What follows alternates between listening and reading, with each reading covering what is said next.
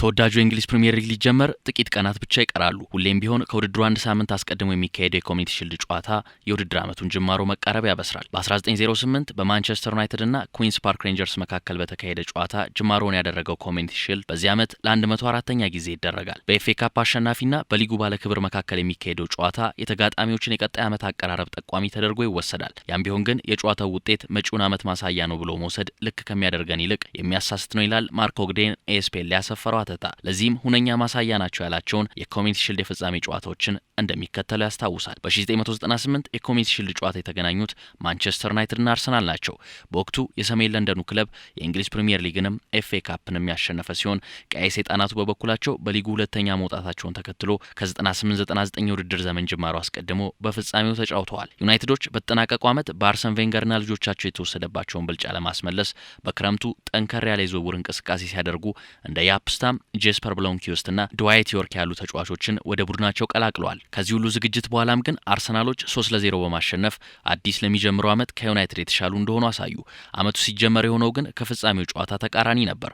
ሰር አሌክስ ፈርጉሰንና ልጆቻቸው ሻምፒዮንስ ሊግ፣ ፕሪሚየር ሊግና ኤፍኤ ካፑን በማሳካት በታሪክ የሶስትዮሽ ዋንጫውን ያስመዘገበ የመጀመሪያው የእንግሊዝ ክለብ የሚለውን ክብር ማግኘት ችሏል። የቅርብ ጊዜ ታሪኮችንም መመልከት ይቻላል። በ2024 የኮሚኒቲ ሺልድ ጨዋታ የተገናኙት የማንቹሪያን ደርቢ ባላንጣዎቹ ማንቸስተር ዩናይትድና ማንቸስተር ሲቲ ናቸው። ቀይ ሰይጣናቱ የ2023-24 የውድድር ዘመንን ኤፍኤ ካፑን በማሳካት ሲያጠናቅቁ ውሃ ሰማያዎቹ በበኩላቸው የሊግ ባለክብር ነበሩ። በፍጻሜው መደበኛ የጨዋታ ክፍለ ጊዜ 1-1 በሆነ ውጤት ሲጠናቀቅ በመለያ ምቶች ማንቸስተር ሲቲ 7-6 አሸንፎ ባለክብር ሆነ። ከጨዋታው በኋላ ሲወራ የነበረው ጓርዲዮላ አሁንም ቢሆን ሊጉን ያሳካል፣ ቴናግ የሰራው ቡድን ደግሞ አሁን ሲቲን የሚገዳደር ጡንቻ የገነባ ይመስላል የሚል ነበር። ይህ ተብሎ የውድድር ዘመኑ ከተጀመረ በኋላ የተመለከትነው ግን ከዚህ ተቃራኒው ነው። ማንቸስተር ሲቲና ፔፕ ጓርዲዮላ ከ2017 በኋላ ለመጀመሪያ ጊዜ እስከ ሁለተኛ ያለውን ደረጃ ይዘው ማጠናቀቅ ሲሳናቸው ተስፋ የጣለባቸው ኤሪክ ቴናግ በውድድር ዓመቱ አጋማሽ ከማንቸስተር ዩናይትድ ጋር ተለያይተዋል።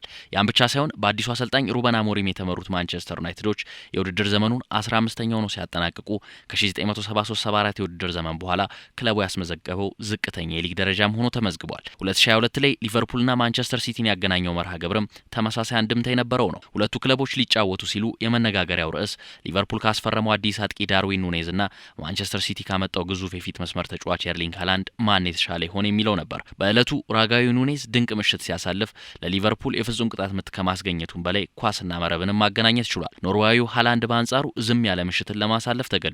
የጨዋታው ውጤትም በሊቨርፑል የ3-1 አሸናፊነት የተጠናቀቀ ነበር።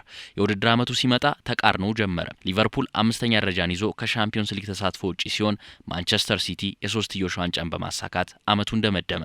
ተቃርኖ ግን በዚህ ብቻ አላበቃም። በኮሚኒቲ ሺልዱ ፍጻሜ የተቸገረው ሃላንድ በዓመቱ ለሲቲ 53 ጨዋታዎችን አድርጎ 52 ግብ ሲያስቆጥር 36 የሊግ ግቦችን ከመረብ በማገናኘትም ሪካርድ ሰብሯል። ዳርዊን ኑኔዝ በአንጻሩ በሁሉም የውድድር መድረክ ያስቆጠረው የግብ መጠን 15 ብቻ ነበር። ከነዚህ አጋጣሚዎች በተጨማሪ ሊድስ ዩናይትዶች በ1992 በድሮ የሊጉ መዋቅር የመጨረሻ ሻምፒዮን ሆነው ሊቨርፑልን በኮሚኒቲ ሺልድ ገጥመው ድል ሲያደርጉ ለዋንጫ ይፎካከራሉ ተብሎ ተጠብቆ ነበር። በዓመቱ መጨረሻ ከመውረድ የተረፉት ግን በአንድ ደረጃና በ2 ነጥብ ልዩነት ብቻ ነው። ታዲያ ከላይ የተጠቀሱት ነጥቦች በሙሉ በማንቸስተር ሲቲና በአርሰናል መካከል የሚካሄደው የእሁዱ ጨዋታ የትኛውም አይነት ውጤት ቢመዘገብበት የሊጉን መቃረብ ከማብሰር የዘለለ የመጪውን ዓመት እንደማይገልጽ ጠቋሚ ነው።